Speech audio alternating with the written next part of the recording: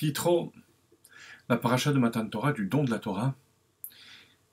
À la suite de ce don de la Torah, le premier verset qui apparaît nous parle des colottes, des tonnerres, des éclairs, du son du shofar, et donc d'un état de tremblement du monde, de tout l'univers. Et juste après, l'otaasun iti, l'interdit. Vous ne ferez pas iti, avec moi. Eloke chesef, des dieux d'argent. Veloke zahav lotaasu lachem. Et vous ne vous ferez pas des dieux en or. Et les commentateurs s'interrogent de la nécessité de répéter l'interdiction de l'idolâtrie après que le deuxième des 10 commandements nous dise explicitement cette interdiction. Alors, on a déjà deux opinions. Celle du Ramban, d'abord, qu'il ne s'agit pas de l'interdiction de l'idolâtrie à proprement dit, mais de celle du shitouf, de l'association de Dieu. Difficile à accepter, parce que le shitouf fait partie aussi de Avodah Zarah, de l'interdiction de l'idolâtrie, et il est englobé dans celui de l'idolâtrie. Le Abrabanel, qui s'oppose au Ramban, lui va chercher au niveau du Emtsai, non pas une association, mais un intermédiaire. L'interdiction de faire des intermédiaires entre nous et Akadosh Baruch. Parce que ni Dieu en a besoin. C'est l'objet du début du pasuk. L'otaasun iti, vous ne ferez pas avec moi de mon côté. Ni vous, vous en avez besoin. Veloke zahav l'otaasu lachem, vous ne ferez pas pour vous. La preuve, lors du don de la Torah, c'est Dieu qui vous a parlé directement et vous avez reçu directement les commandements divins. Alors, là aussi, on a un problème. Parce que le Rambam Maïmonide développe longuement l'idée dans Ilchot Yesod Torah que cette notion d'intermédiaire, c'est le fondement de la Avodah Zarah. On est obligé de dire donc qu'il s'agit là d'autre chose. Et cette autre chose est extrêmement important parce que c'est une partie fondamentale, c'est un aspect fondamental de Matan Torah. Celui du bitul, de l'annulation totale de l'univers que va ressentir l'univers, et en particulier le peuple juif, lors du don de la Torah. Et qui va s'imprimer fortement dans les neshamot, dans les âmes de tout le Ham Israël, pour l'éternité. Alors effectivement, lorsque le pasuk dit l'otaasun iti, il veut nous dire que mina shamayim dibarti imachem, je vous ai parlé des cieux, je vous ai transmis ma parole, c'est la Torah et les mitzvot.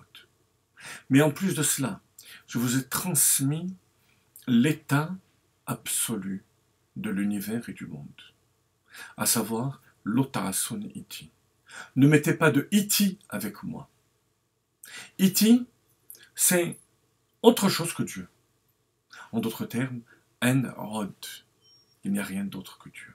Le Midrash raconte que lors de Matan Torah, Tzipor Lotzavar, il n'y avait plus d'oiseaux qui gazouillaient, Shor Logaa, ni de taureaux qui beuglaient. Même l'eau était silencieuse. Il n'y avait plus d'ondulation sur l'eau, sur la mer. Même le monde minéral était imprégné de cette annulation. Donc l'ensemble de l'univers. Mais en particulier, le Ham Israël.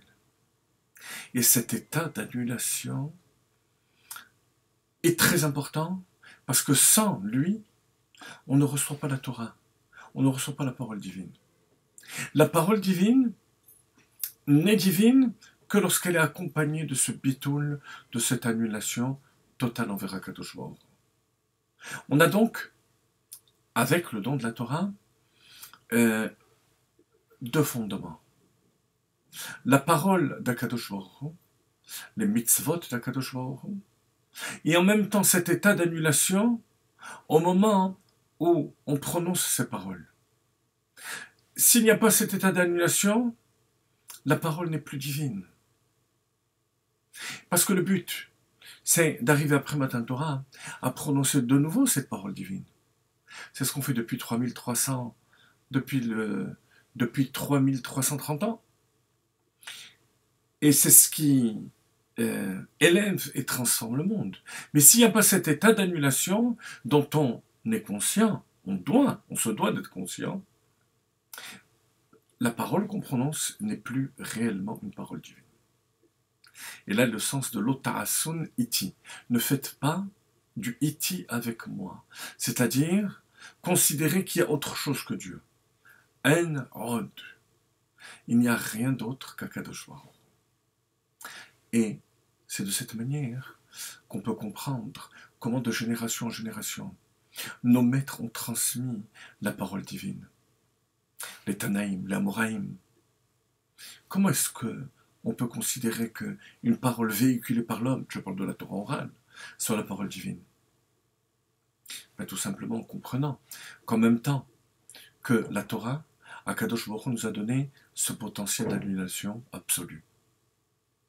Et nos maîtres, les tzadikim, les tanaïm, les amoraïm, sont arrivés à ce niveau d'annulation qui a fait que, comme pour Moshe Rabbeinu, Shrina medaberet mitor chrono shel Moshe. C'est la Shrina qui parle et qui dit Venatati esef besadchani vemdecha. Je donnerai de l'herbe dans ton champ.